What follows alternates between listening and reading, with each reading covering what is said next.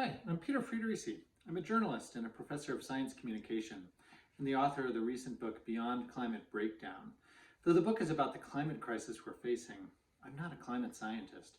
I think of myself as more of a story scientist, someone who examines how stories are formed and how those forms affect what we do with the stories. The stories I'm interested in revolve around climate breakdown. The signs that a safe, habitable climate is breaking down are proliferating around the world. Yet governments and other powerful entities have been really slow to deal with this enormous threat to our future. Why is that? To me, the answers lie in our practice of story, in how we shape narratives to explain the world, and how we often stick to those narratives, even as they make less and less sense. We do that because the world is complicated. So we readily adopt ready-made narratives that already exist and that align with our existing worldview. On the surface, it seems like this results in stories that approach climate breakdown in very different ways, like denial or religious fundamentalism, green growth, techno-optimism, fatalism, and we know the latter is particularly prevalent among the young. Now, these narratives seem very different. They even contradict one another. But what's important is that they share a similar structure and that we're not good at picking out that structure. They're all tragedies, in the sense that the ancient Greeks meant when they developed the roots of our Western literary traditions dozens of centuries ago. What characterizes a tragedy is that the conditions that begin the story can't be changed. A classic example is the story of Oedipus, who in his youth hears a prophecy that he will kill his father and marry his mother. He doesn't want that, so he structures his life to avoid that fate.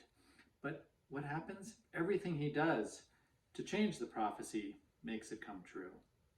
Our shared climate breakdown narratives all have pre-existing conditions of this sort embedded in them, and the assumption that those conditions can't change. In the case of denial, the assumption is that humans can't do anything consequential enough to change the global climate. In the case of green growth, the assumption is that the economy has to keep growing no matter what. The despair narrative, too, is tragic because it assumes that individuals and societies can't change quickly enough to make a difference. As a result, it implies there's not much reason to try. The result is anxiety and giving up.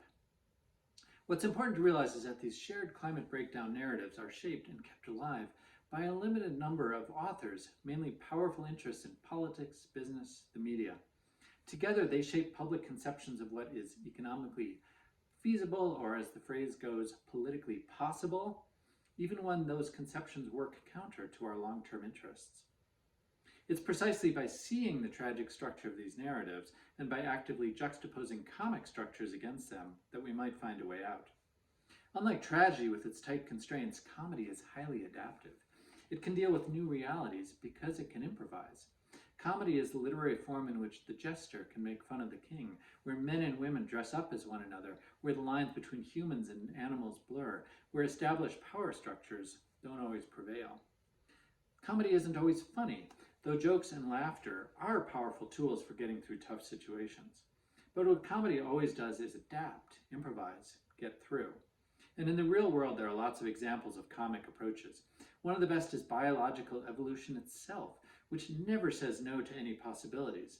In evolution, genetics tries out endless approaches. Some work, some don't. But the overall goal stays the same, the continuation of healthy, diverse life. It's worked for a long time, even through episodes of mass extinction and other profound changes.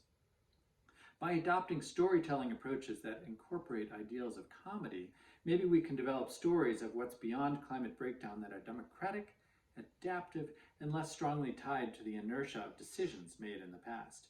Maybe one of the oldest of stories, namely the way that life has continuously adapted to deal with new problems, can help guide us into a future of hope rather than despair.